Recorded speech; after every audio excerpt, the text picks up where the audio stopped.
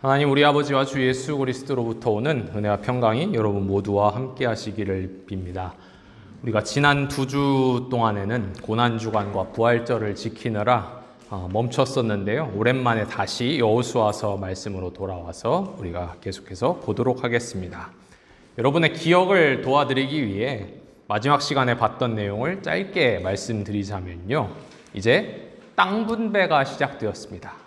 그리고 가장 먼저 여호수아에게 찾아와 땅을 받아간 지파는 혹시 기억나십니까?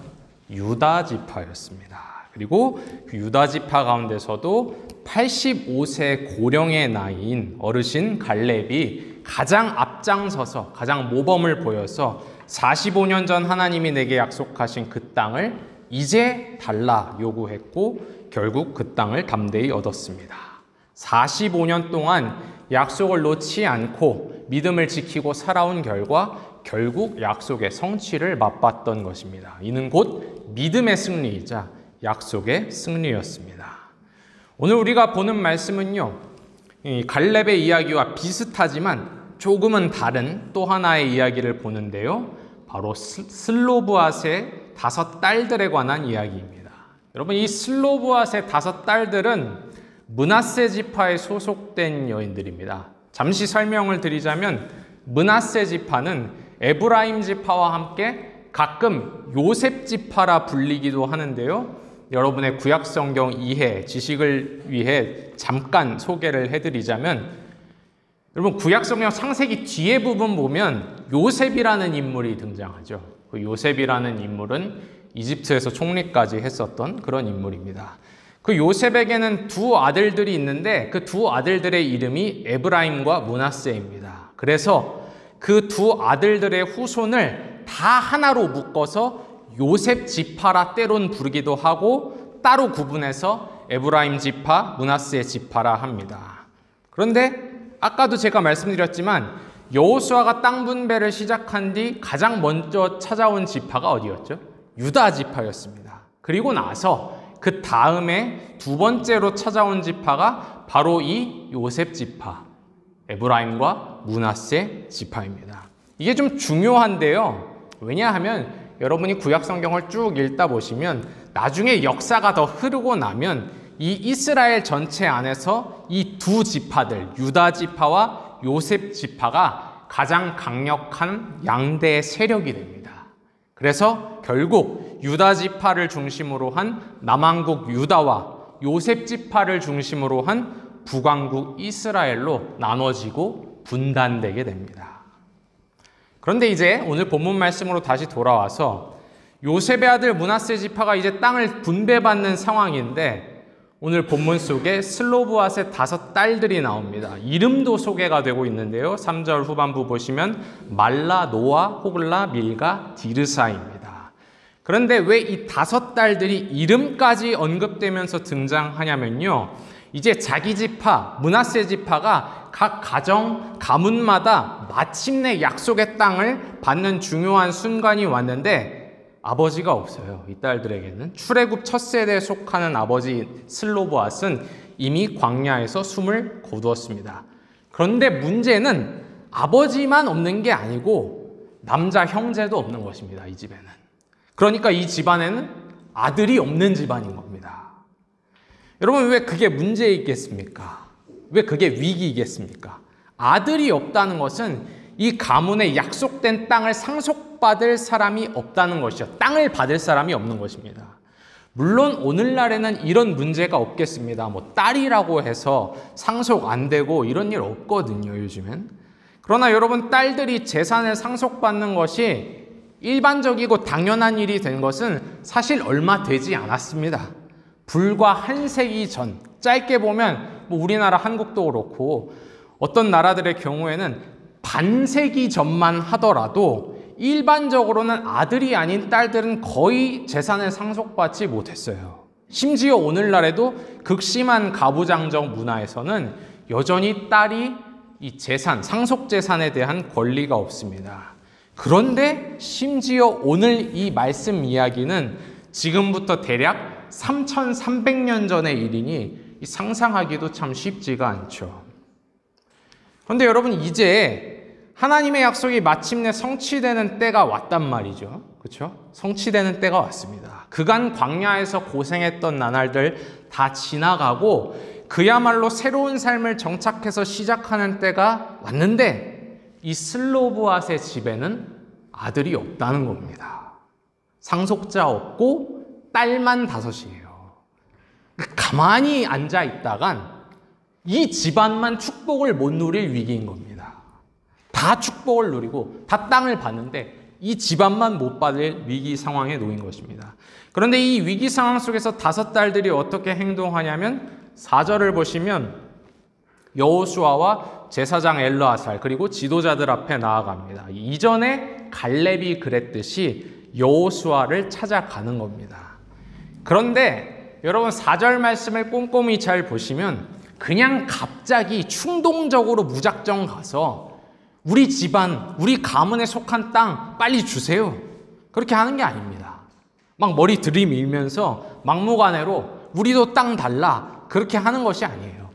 그게 아니라 4절 잘 보시면 그녀들이 뭐라고 하죠? 이 딸들이 뭐라고 하죠? 여호와께서 모세에게 명령하사 우리에게 기업을 주라 하셨다. 이렇게 말하고 있습니다. 이것도 보면 갈렙과 좀 비슷하죠? 여러분 기억나시는지 모르겠지만 그러니까 이미 과거에 모세를 통해 받아놓은 약속이 있는 겁니다. 그 약속을 근거로 땅을 달라 요구하는 겁니다. 즉 이 성취의 때가 오기 전에 뭔가 준비해 놓은 바가 있었던 것이죠. 이를 보면 슬로브앗의 딸들이 얼마나 지혜로운 사람들인지가 잘 드러납니다. 준비를 미리 해놓은 것이죠. 여러분 이 딸들이 무엇을 어떻게 미리 준비했는가 어디에 나오냐면 우리가 함께 읽었던 구약성경 민수기 27장에 나옵니다. 이 민수기 27장은요 몇 년 전의 일이에요. 지금 이 사건에 여호수아 사건에 몇 년 전의 일이에요. 아직 약속의 땅에 들어가기 전이고 아직 모세가 살아있던 때입니다. 그런데 여러분 민수기 27장 화면에도 나와 있지만 성경 가지고 계신 분 한번 직접 보시면요. 슬로브앗의 5 딸들이 모세를 찾아갑니다. 모세를 찾아가서 그들이 가진 문제가 무엇인지 그들은 무엇을 원하는지 차근차근 솔직하게 이야기를 합니다. 내용을 풀어 말씀드리자면 이렇습니다. 우리 아버지는 광야에서 숨을 거뒀어요. 그런데 우리 아버지가 뭔가 특별한 끔찍한 죄를 범해 죽은 것이 아니고 모든 출애굽 1세대와 마찬가지로 광야에서 삶을 마쳤습니다. 이제 그 약속이 1세대가 아니라 다음 세대에게 주어질 것이라 말씀하셨는데 하나님께서 분명히 그렇게 약속하셨는데 우리 집안에 아들 없다고 해서 남자 형제 없다고 해서 우리 가족만 하나님의 약속과 축복을 누리지 못하는 것 이건 아니지 않습니까? 하나님이 약속하신 축복을 우리 가족도 누려야 하지 않겠습니까? 그러니 그 약속의 땅 기업을 우리 딸들에게 주십시오. 이렇게 간청을 한 것입니다. 여러분 한번 생각해 보십시오. 이 딸들이 모세에게 말한 내용을 곰곰이 묵상해 보면 이건 단순히 지혜로움을 넘어서 참 놀라운 간청입니다. 왜냐하면 다시 말씀드리지만 지금 이 민수기 27장의 시점은 아직 약속의 땅에 들어가기 전의 일입니다. 그렇죠? 들어가서 한 얘기가 아니에요. 들어가기 전에 한 이야기입니다. 여전히 요단강 동편 모압 평야에 있는 상황이에요. 그런데 지금 이 여인들이 모세에게 간청하는 내용을 여러분이 읽어보시고 또 묵상해보시고 들어보면 이 여인들은 마치 약속이 반드시 이루어질 것임을 믿고 기대하고 있어요. 그렇죠? 하나님이 약속하신 땅은 반드시 주어질 것이다. 그런 믿음이 없다면 이 여인들이 지금 괜히 모세를 찾아와서 이런 이야기를 할 이유와 까닭이 없는 것입니다. 더군다나 이 시대, 특히 고대 사회 안에서도 가부장적인 히브리 민족의 분위기를 고려하면 이런 이야기를 사람들이 보는데, 지도자들이 보는데 공개적으로 꺼내는 것 자체가 대단한 용기잖아요. 엄청난 용기잖아요. 우리 집안에 아들 없는데 그래도 우리들한테 기업 달라. 우리 딸들한테 기업을 달라. 이게 믿음이 없으면 할 수 있는 이야기도 아니고 괜히 해봤자 여기저기서 구설수에 오르내릴 수 있는 이야기입니다. 그러나 이 여인들에게 있어서, 이 딸들에게 있어서 하나님의 약속이 너무나 소중한 것이기 때문에, 그 약속의 말씀이 지닌 가치를 알기 때문에, 또 그 약속이 이루어질 것을 정말 진심으로 믿고 기대하기 때문에 뭘 했던 겁니까? 아직 강을 건너기도 전인데 모세를 찾아가 하나님의 뜻과 확고한 대답을 받아야 했던 겁니다. 그야말로 시대적 장애와 문화적 장애를 뛰어넘는 모험을 한 겁니다. 성취와 축복의 때가 찾아오기 전에 늦지 않게 준비하는 모습을 보여주었던 것이죠. 여러분, 이러한 믿음은 이전 세대, 아버지 세대, 출애굽 1세대에서는 볼 수 없었던 것입니다. 신약 성경에도 이런 표현이 있지만 눈앞에서 기적을 보고도 믿지 않는 사람들이 있는 반면에 아직 보이지 않는 미래의 것, 장차 올 것을 믿음으로 기대하고 소망하며 준비하는 사람들이 분명히 있어요. 그게 슬로브앗의 딸들이 보여준 모습입니다. 즉, 이전 세대를 뛰어넘는 더 나은 모습, 믿음의 진보를 이들이 보여준 겁니다. 여러분, 그런 의미에서 보면 이 슬로브앗의 딸들의 이 모습이 참 우리에게도 도전이 되죠. 그렇죠? 우리도 이런 건 잘합니다. 기존에 있는 것 보면서 비판하고 못마땅해하고 비방하는 것은 쉬운 일입니다. 그렇죠? 물론 비판이 논리의 치밀한 정도에 있어서는 차이는 있겠지만 비판하는 것 자체는 누구나 할 수 있어요. 오늘날 교회를 향한 비판, 기독교를 향한 비판, 그리스도인들을 향한 비판은 단지 비기독교인들 뿐만 아니라 기독교인들 안에서도 매우 일반적인 현상이 되었습니다. 여러분, 근데 제가 지금 자기 변호를 하려는 것이 아닙니다. 물론 잘못된 것, 잘못됨을 넘어서 썩어 문드러져 가는 것을 바로 잡으려면 건강하게 바로 잡고 비판하는 것이 필요하죠. 그러나 문제는, 진짜 문제는 이것입니다. 그렇다면 다른 모습, 더 나은 대안을 보여줄 수 있는가? 그걸 보여주겠는가? 슬로브앗의 딸들처럼 아버지의 세대를 뛰어넘는 믿음, 하나님의 약속의 가치를 발견하는 믿음, 하나님의 약속을 이미 오늘의 현실로 살아가며 준비하는 모습, 그걸 그럼 보여줄 수 있는가? 그것이야말로 정말 문제이자 과제이겠죠. 그렇죠? 우리는 그럼 대안을 보여줄 수 있는가? 더 나은 모습을 보여줄 수 있는가? 그것이야말로 하나님께서 자신의 백성들 가운데, 그리고 새로운 세대 가운데 정말 보고 싶어 하시는 것이겠습니다. 제대로 된 믿음, 굳건한 믿음, 온전한 믿음. 여러분, 민수기 27장 말씀을 보시면요, 하나님께서 슬로브앗의 딸들의 믿음을 얼마나 기뻐하셨는지, 또 그와 같은 믿음을 얼마나 간절히 보고 싶어 하셨는지 그게 즉시 즉각 드러납니다. 모세가 하나님께 이 사건을 모두 아뢰자, 오늘 본문 말씀 보십시오. 하나님이 바로 대답하십니다. 바로 말씀하십니다. 어떻게 말씀하시냐면 짧고 간결하고 분명하게 말씀하십니다. 슬로브앗의 딸들이 말한 바가 옳다. 그녀들이 옳다. 하나님은 내 약속, 내가 한 약속의 가치를 보는 자들을 보고 싶으셨던 것이고, 약속을 주신 분을 믿는 자를 간절히 보고 싶으셨던 것입니다. 그 앞세대는 그렇게 못했거든요. 기적을 보고 약속을 받고 별의별 경험을 했지만 그 가치를 못 봤단 말이죠. 여러분, 그리고 더 놀라운 일이 일어납니다.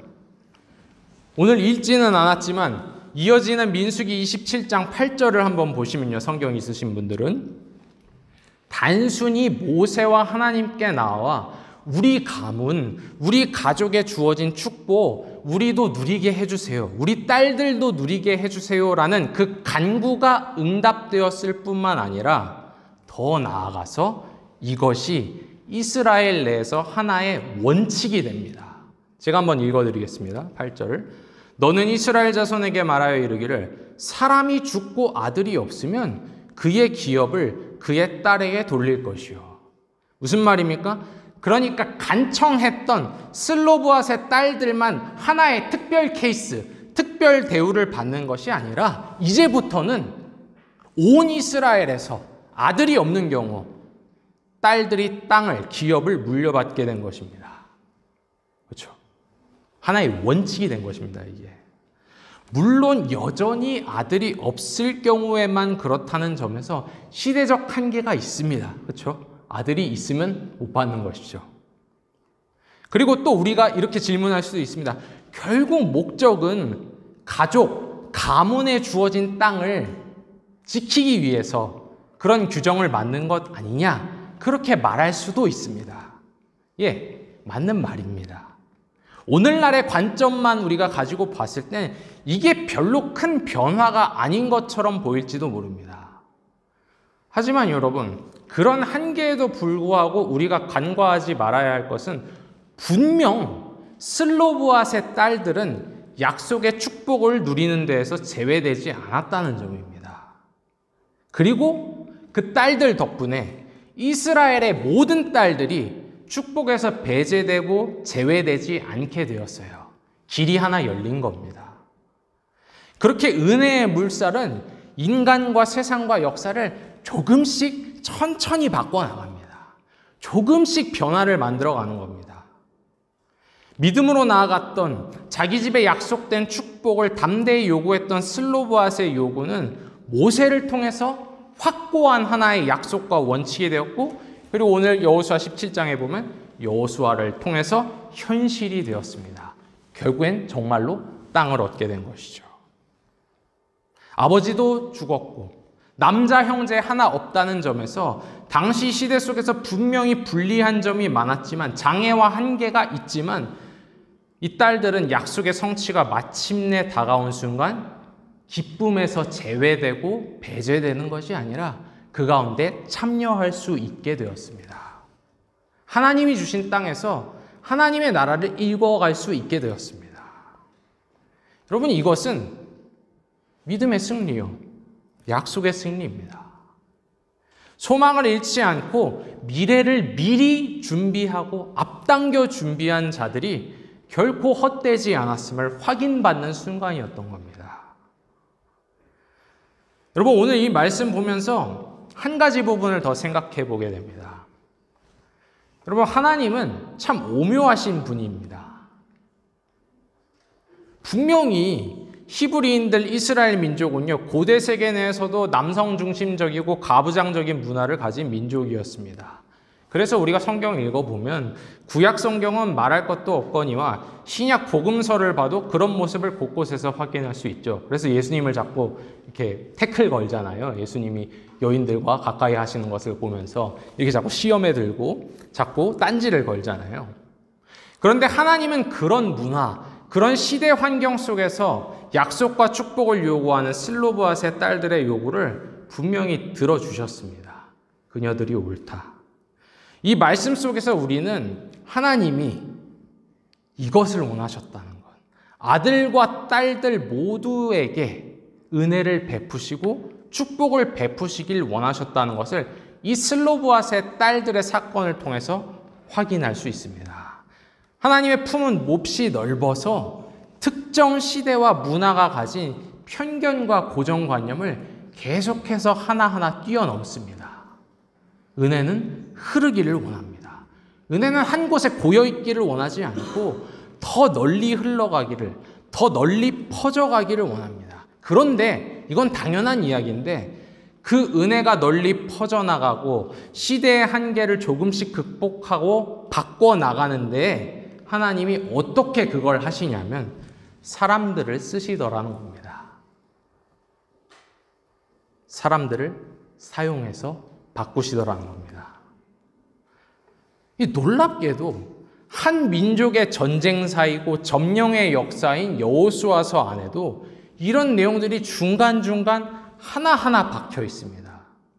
고정관념을 깨고 한계를 넘어서는 이야기들. 우리가 여태까지 여호수아서에서 본 것만 해도 벌써 3번째죠. 그렇죠? 여러분 기억나십니까? 여리고의 창녀 라합 이야기, 가나안 땅 성읍 기브온 이야기, 그리고 오늘 땅과 기업을 얻은 슬로브앗의 딸들 이야기. 이 이야기들은 모두 한계와 경계를 살며시 뛰어넘으며 하나님 나라를 점차 확장시키는, 하나님의 품이 시대와 문화보다 훨씬 크다는 것을 보여주는 그런 사건들로 역사에 남게 됩니다. 그녀들은 하나님의 쓰임을 받은 것입니다. 당시 시대에서 본래 별로 주목받지 못하던 사람들의 작은 한 발걸음이지만 그들의 믿음을 통해 주변을 그렇게 살며시 조금씩, 그러나 분명히 바꿔나가십니다. 은혜가 통치하는 영역을 한 뼘 늘려가시는 겁니다. 하나님이 그렇게 꼭 사람들을 통해서 자신을 알리시고 확장시키시고 드러내신다는 것이 참 놀라운 일입니다. 우리가 성경을 읽으면서 계속 확인하게 되는 것이지만, 그러니 여러분, 제 아무리 하나님 백성이라 하여도, 정통 히브리인 남성이라 하여도, 율법을 소유한 자들이라 하여도 그냥 그거 소유하면 끝나는 것이 아니라 하나님을 겸손히 배우고 알아가지 않을 수 없었던 것이죠. 하나님이 계속 그렇게 사람들을 통해서 한 발짝씩 떼시니까 말입니다. 여러분, 하나님의 계시는 어느 날 한 번에 단번에 다 주어진 것이 아닙니다. 하나님은 수학 공식이 아니기 때문입니다. 하나님은 과학 법칙이 아니기 때문입니다. 계시라는 것은, 즉 하나님을 아는 것은 오랜 역사를 통해 다양한 사람들을 통해 서서히 전진하면서 완성되어 갔습니다. 배워가는 과정이 필요했습니다. 편견을 또 깨고, 가지고 있는 고정관념을 깨고, 경계를 넘어서 누구에게나 열려있는 조건이 없는 완전한 은혜와 사랑에 도달했던 겁니다. 그 긴 여정 가운데 오늘 우리가 만난 슬로브앗의 5딸들도 있었던 것이고, 그들이 소중한 역할을 감당한 것입니다. 여러분, 우리가 생각해보면 그렇죠. 여호수아와 갈렙은요, 누가 봐도 그 시대의 영웅들이었습니다. 그렇죠?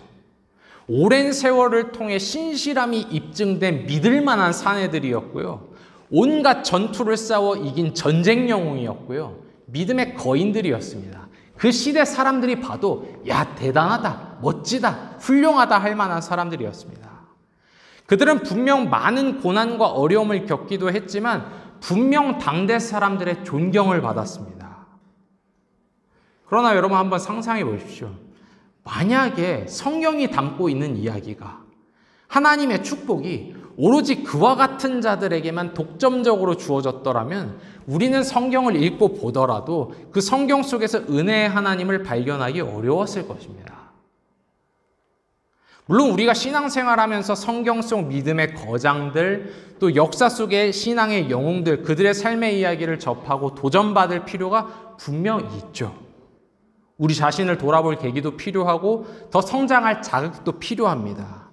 그러나 라합이나 기브온 사람들, 또 슬로브앗의 딸들의 이야기가 우리에게 더 친숙하고 또 더 소중하게 다가오는 까닭은 이 사람들 안에서 믿음의 간구, 내세울 것이라고는 축복을 받아 누리길 원하는 작은 빈손밖에는 하나님께 가져갈 것이 없는, 하나님께 내밀 것이 없는 우리들 자신의 모습을 보기 때문입니다. 또한 그들의 이야기 안에서 그 작은 손과 함께 은혜의 하나님을 발견하며 소망을 얻기 때문이겠습니다. 여러분, 하나님은 그저 영웅들의 하나님, 거인들의 하나님이 아닙니다. 우리는 종종 그런 오해에 빠지곤 합니다. 그런 하나님이 아니라 자신에게 나오는 모든 이들에게 은혜를 베푸시는 하나님, 빈손을 내미는 자들에게 기꺼이 축복을 나누어 주시는 하나님입니다. 이와 같은 사람들, 작은 믿음 하나 가지고 하나님을 찾는 사람들을 통해 그들이 사는 현장, 그 주변을 조금씩 천천히 그러나 분명히 은혜의 원리로 바꾸어 가시는 하나님입니다. 신기하게도 그와 같은 사람들을 통해서 세상을 바꿔 가십니다. 역사를 변화시켜 가십니다. 바로 그분이 우리가 믿고 의지하고 또 소망하는 하나님이요. 우리는 그 하나님의 손에 붙들린 은혜의 도구들이자 축복의 사람들입니다. 슬로보앗의 딸들처럼 하나님께 축복을 구하는 것을 부끄러워하지도 마시고 주저하지도 마시기 바랍니다.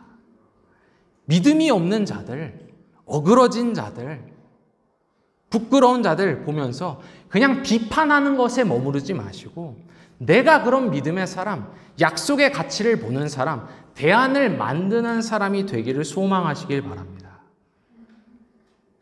나는 특별한 사람 아니야.